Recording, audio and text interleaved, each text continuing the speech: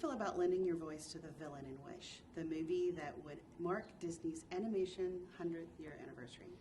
I feel incredibly privileged to lend my voice to the villain in Disney's anniversary film, their 100th anniversary film, Wish, with Ariana and Alan and Victor Garber and all these incredible talents, and Julianne Ben, who wrote extraordinary music, and Chris and Fawn and Jennifer, all of these extraordinary animated veterans, and specifically to play the villain and to add my name to a long list of really famous ones is just great fun.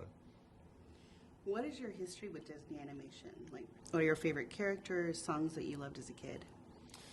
I mean, Mowgli was a highlight for me. I always wanted to live in a forest with a giant bear as a best friend, and date Ariel and swim under the sea, and make wishes with Aladdin, and Lady and the Tramp, and Fantasia, which is this extraordinary work of art that kind of goes above and beyond being something just for children into the stratosphere of like surrealist art. So I grew up with Disney just like most, I think, children in the world have. Who is Magnifico? What's he like, and what's so special about the Kingdom of Roses?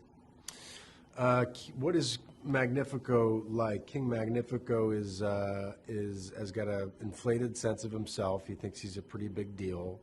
He doesn't have many friends. He's got this poor wife that eventually sees the light and puts him in his place.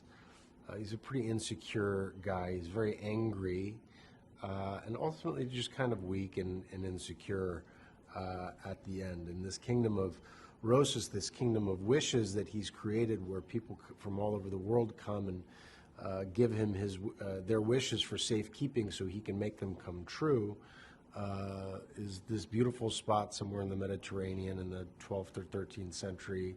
And it's gorgeous, and he runs it as his, as essentially a dictatorship, we come to find. Speaking of his queen, what is Magnifico's relationship like with his queen?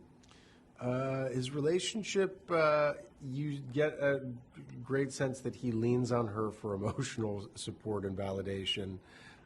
King Magnifico looks at his wife first, the support which he gives him until the veil over her eyes is lifted to the man that he truly is. What truth does Asha learn regarding the king's intentions for the most of the wishes? Well, Asha learns that King Magnifico is not, in fact, taking care of people's wishes. He's granting wishes to make it seem like he's doing good work, but in fact, he's stealing the energy of all of these wishes for himself. What's the best part about playing a villain? The best part about playing a villain is the freedom and liberty to go play and explore and have fun, and you don't have to be the straight man and the audience surrogate. You get to be all the fun stuff that you never got to play when you were younger. Tell us about This Is the Thanks I Get and how it follows in the footsteps of classic villain songs. This Is the Thanks I Get, which is King Magnifico's big villain song. It was so much fun to work on with Julia and with Benjamin. They created this wonderful song about a guy that's spending a lot of the time looking in the mirror and is upset that he's not getting the recognition that he should be getting from all the people that he's taking care of. So it's fun. There's comedy to it. You get to see deep inside this character and really what makes him tick, and how obtuse and kind of not self-aware he is about it. It's just a great song, and it was great fun to work on. Who is Star, and why is Magnifico so threatened by its presence in Roses? So Star is a great character, and is Asha's best friend besides her goat, her talking goat.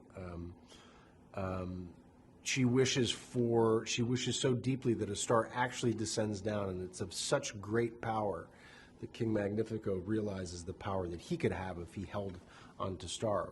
But Star's too powerful for that, and in fact, Star helps Asha realize how evil this awful king is, and with the help of its powers, is able to win the day. How did the filmmakers Chris Buck and Fawn Veeraswamy help guide your performance? They're my directors. They help guide it every step of the way. Between them and Jennifer, they were able to tell me when I walked in the booth what they needed. You know, my job is like I come to set and am as open and free as possible, and then they guide me towards what they want. So I had great fun doing it with them. And why should people see Wish in theaters? Well, Wish in theaters, it's a visual event, really, that shot in CinemaScope 255, this incredibly wide frame image that they haven't done since Sleeping Beauty, something that's really made for an audience. It's made to be seen on a big screen.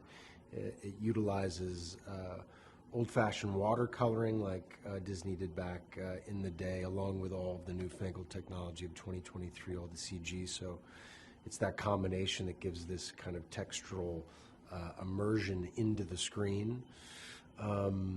Incredible songs that I hear from everyone that's seen it that make people laugh and applaud and stand up as if they're watching a live theater event. So I think it's designed specifically for families to go out and to enjoy themselves over the holiday season and see something with a great message.